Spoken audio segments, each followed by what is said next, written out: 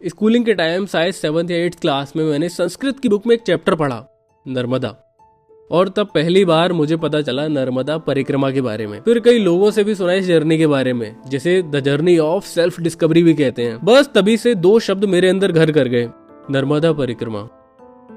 और कई साल इंतजार करने के बाद एट द एज ऑफ 22 मुझे अब जाकर वो मौका मिला है जब मैं अपनी उस सेल्फ डिस्कवरी की यात्रा की शुरुआत करने वाला हूँ। हमें सच में नहीं पता कि हम इस लंबी यात्रा के लिए तैयार हैं या नहीं, और सच में नहीं पता कि आगे आने वाला एक हफ्ता कैसा होगा, कहाँ पे रुकना है, कहाँ पे खाना है, या रुकने को मिलेगा भी या नहीं, या कहाँ पे खाने को मिलेगा वो भी नहीं पता है, कुछ भी नहीं पता है बस। और क्योंकि बहुत ज़्यादा इन्फॉर्मेशन अवेलेबल है नहीं इस बारे में, और इन्फॉर्मेशन हो भी तो जंगल में कौन सा पता ढूंढेंगे पता नहीं क्या होगा, बस देखते हैं। हाँ, जंगल और नदियाँ, पहाड़, झरने, गांव, सब कुछ, क्योंकि मध्य भारत की प्यास बुझाती नर्मदा की कुल लंबाई है 1312 किलोमीटर, जो बहती है सतपुड़ा और विंध्याचल की घाटियों में। मध्य प्रदेश, महाराष्ट्र और गुजरात होते हुए ये मिलती है जाकर अरेबियन सी में।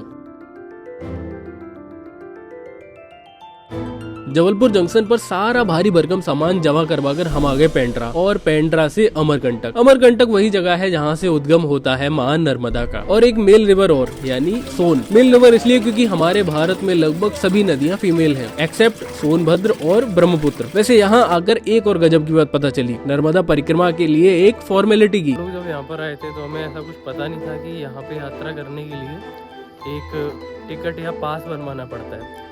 नॉट कंपलसरी, बट रास्ते में बहुत सारे आश्रम मिलते हैं जहाँ पर आपको अपनी आइडेंटिटी दिखानी पड़ेगी, और वो आइडेंटिटी क्या है कि यहाँ से एक यात्रा परमिट मिलेगा, वो जहाँ पे दिखाओ और मुफ्त में रुको। और सेवा, रास्ते में लोग सेवा देते हैं अपनी, और जहाँ आप रुको आप भी वहाँ पे सेवा दे सकते हो अपनी। उसको अप्लाई करने के लिए यहाँ पे जो नर्मदा जी का ओरिजिन टेम्पल है जहाँ उद्गम हो रहा है मंदिर में, उधर ही से पास मिल जाता है। मैंने अप्लाई कर दिया है हम लोगों ने, और उधर से बोले 24 घंटे के प्रोसेस के बाद आपको पास मिल जाएगा। 24 घंटे इंतजार करने के बाद अब मेरे हाथ में है एक सर्टिफिकेट जिस पर लिखा है नर्मदा परिक्रमा वासी, यानी इस यात्रा में मेरा पहचान पत्र। और अपनी असल पहचान को पीछे छोड़ हम चल दिए एक नई पहचान की तलाश में, एक ऐसी जर्नी पर जो कब खत्म होगी हमें भी नहीं पता। पहला दिन है आज चलते चलते। आज सुबह से हम इंतज़ार कर रहे थे कि कब 12 बजे हमें मिले सर्टिफिकेट, यात्रा का परमिट या टिकट, जो भी कुछ कहें। जैसे ही मिला वैसे ही हम निकल आए। अभी लगभग 7 से 8 किलोमीटर निकल के आए हैं अमरकंटक से। अभी तो थकान नहीं है, पता है आगे कहीं रुकने की व्यवस्था है, पहुंचना है। 5 बजे तक चल सकते हैं, सूर्योदय से सूर्यास्त के बीच ही चल सकते हैं। और अभी टाइम है लगभग 2 बजे का, मतलब 3 घंटे के लगभग समय। शुरुआती रास्ता ही बहुत खूबसूरत है, आगे का पता नहीं। एक हमारे साथ साथ एक जलधारा चल रही है, मतलब अलग ही एक्सपीरियंस है। रास्ते में लोग मिल रहे हैं, आप यात्रा पे हैं, नर्मदे हर, मतलब बड़ा मजा आ रहा है, क्या बताऊं। दोनों तरफ जंगल है कैसा है ये अलग है कुछ, मतलब मैं इसको एक्सप्लेन नहीं कर सकता। अभी हमने जब यात्रा स्टार्ट की तो पहली बार 2 लोग रुके गाड़ी से, बोले नर्मदे हर यात्रा कर रहे हैं आप लोग? हमने की हाँ। बोले बहुत बढ़िया, तो बहुत अच्छी फीलिंग है, बहुत मतलब उस मूवमेंट को एक्सप्लेन करना मुश्किल है।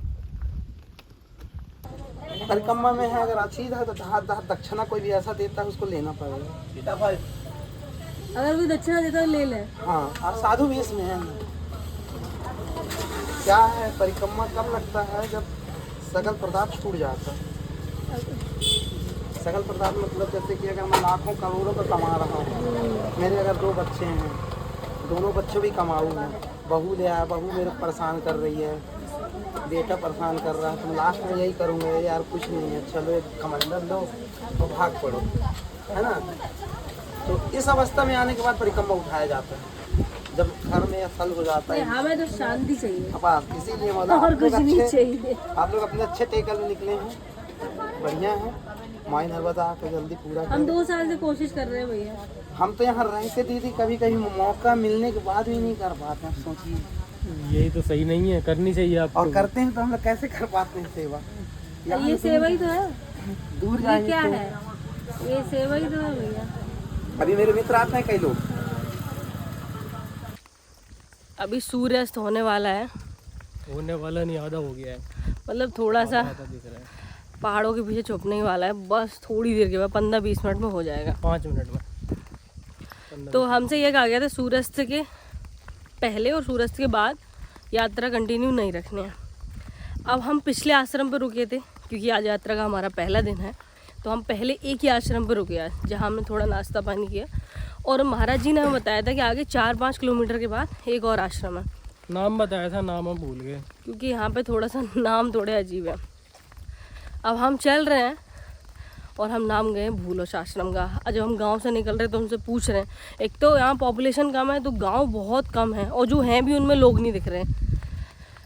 अब हमें ये डर लग रहा है कि अगर शाम हो गई तो हमें अंधेरे में ना चलना पड़े, क्योंकि ऐसे जंगल में तो कहीं स्टे करने से रहे। यहाँ पे दूर दूर तक कुछ भी नहीं है, लोग हैं, गांव के लोग हैं, बट पता नहीं रुकने की जगह है या नहीं। शायद आगे मिलेगी, मिलेगी जरूर, कहीं ना कहीं मिलेगी। होपलेस नहीं होना कभी भी।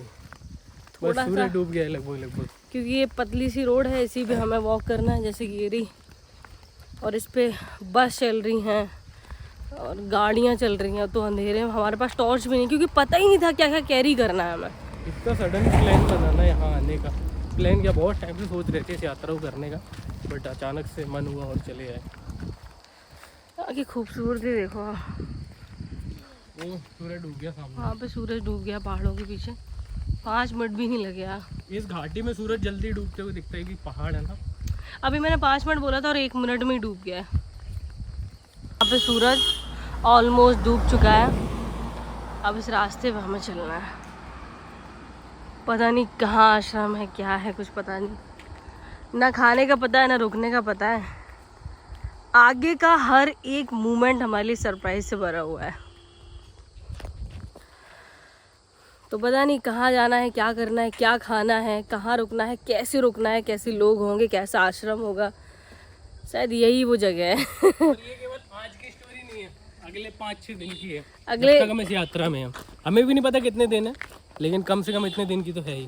क्या पता, जैसे सब सोच रहे होंगे कि नर्मदा मैया के साथ में चल रहे हैं, लेकिन वो हैं कहाँ। यहाँ पर जो मेन रोड है ये थोड़ी दूर में है, और नियम ये है कि 5 मील से दूरी नहीं बना, 5 मील से ज़्यादा दूरी नहीं होना एक यात्री की और नर्मदा मैया की जो यात्रा या परिक्रमा कर रहे हैं। हमारे अभी हम अभी उत्तर तरफ हैं, दक्षिण तरफ, हमारे दाहिने हाथ हाँ, पे हमारे मतलब जो राइट हैंड है इस तरफ नर्मदा जी हैं, इस घाटी में अंदर जाके, और उसी के साथ साथ हम आगे तक बढ़ रहे हैं इस मेन रोड से, क्योंकि उधर रोड नहीं है इस वजह से। जो भी हमारी तरह पहली बार यात्रा करने वाले हैं, हमें एक चीज़ बताई गई है कि माँ नर्मदा हमें हमेशा हमारे दाहिने तरफ होनी चाहिए। और पहले हम थोड़ा सा गलत ट्रैक पे गए, फिर हम वापस गए, देन फिर से स्टार्ट किया। तो अभी माँ नर्मदा हमारे दाहिने तरफ है और हम बाएं तरफ चल रहे हैं, और जब ख़त्म करते हैं तब भी वो दाहिने तरफ ही रहती हैं। दाहिना मतलब राइट हैंड या सीधे हाथ की तरफ। मतलब आइडियली सिचुएशन ये है कि आप नर्मदा मैया को दक्षिण की तरफ से फॉलो करते हुए समुद्र तक जाओ, और उत्तर की तरफ से फॉलो करते हुए अमरकंटक तक आओ। हाँ, क्योंकि वो दाहिने पे ही रहेंगे। तो इफ़ यू आर बिगिनर तो ये बात जान लो, क्योंकि हमें भी किसी और ने बताई, इसलिए मैंने बता दिया। और ये इसके अलावा जो भी इन्फॉर्मेशन है कि कैसे आप फॉलो हाँ, वो कर हम सकते हो आगे नर्मदा आपको मैया देते को, रहेंगे। कि कैसे करनी है नर्मदा यात्रा, और पूरी इन्फॉर्मेशन जो है वो मैं बता दूंगा आगे, उसके लिए चिंता मत करना। वीडियो को सब्सक्राइब करें, नहीं चैनल को सब्सक्राइब करें, वीडियो को लाइक करें, और आप उन लोगों को शेयर करें। धन्यवाद जो जाना चाहते हैं यात्रा पर। जाना चाहते हैं।